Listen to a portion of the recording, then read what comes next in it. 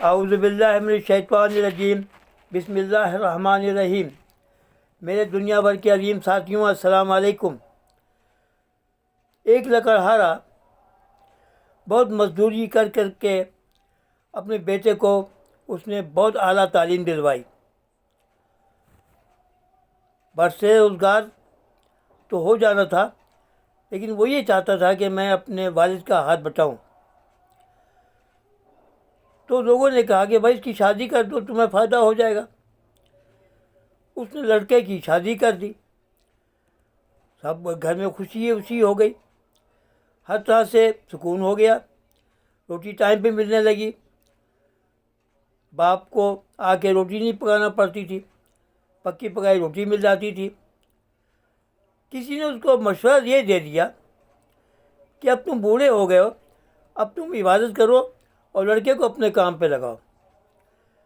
اس نے لڑکے سے بات کی، لڑکے نے کہا جیسے آپ کا حکم، میں تو ماننے کو تیار ہوں، آپ گھر میں بیٹھے عبادت کریں، کسی نے غلط بات نہیں کی ہے۔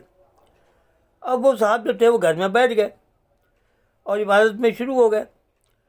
بہو نے کچھ دنوں تو روٹی ٹائم پہ پکائی، ٹائم پہ کھلائی، سب کچھ کیا، اور لکڑہارا بڑی تعریفیں کرتا تھا اپنی بہو کی کہ بہت اچھی ہے، بہت اچھی ہے۔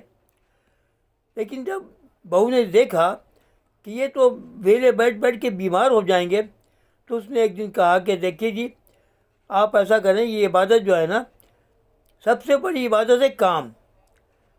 قرآن پاک میں بھی ہے اور اللہ بھی فرماتا ہے کہ سب سے بڑی عبادت ہے کام۔ اپنا کام دیانتداری سے کرو، ایمانداری سے کرو، یہ عبادت ہے۔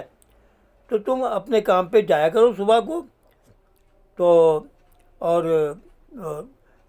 بیٹے کے ساتھ جاؤ، بیٹے کے ساتھ آؤ۔ تو وہ جو تھے صاحب، ادھر سے اس کا شوہر بھی آ گیا، یہ کیا باتیں ہو رہی میرے باپ سے؟ اس نے کہا کہ بہو نے کہا دیکھیے میری بات کو غور سے سنیں، یہ گھر میں بیٹھ کے عبادت کرتے رہتے ہیں اور اس طرح یہ بیمار ہو جائیں گے، اس کام کے نہیں رہیں گے۔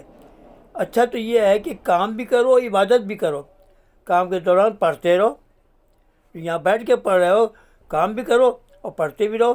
سب سے بڑی عبادت تو کام ہے، اگر کام میں دیانتداری سے نہیں کرتے تو کوئی عبادت قابل قبول نہیں ہے۔ لڑکی بہو جو تھی پڑھی لکھی تھی، باپ نے کہا بیٹا تم صحیح بات کر رہی ہو، کل سے میری روٹی بھی دوپہر کی باندھ دو اور میں کل سے کام پہ جاؤں گا۔ تو گھر میں پھر خوشحالی آ گئی۔ جب ایک آدمی کام کر رہا ہے، دو کریں گے تو خوشحالی تو آئے گی۔ گھر میں خوشحالی آ گئی، آرام سے رہنے لگے۔ تو اگر بات میری پسند آئی تو بیل آئیکن میں کلک کرنا، اپنے دوستوں کو شیئر کرنا۔ خدا حافظ، پاکستان زندہ آباد۔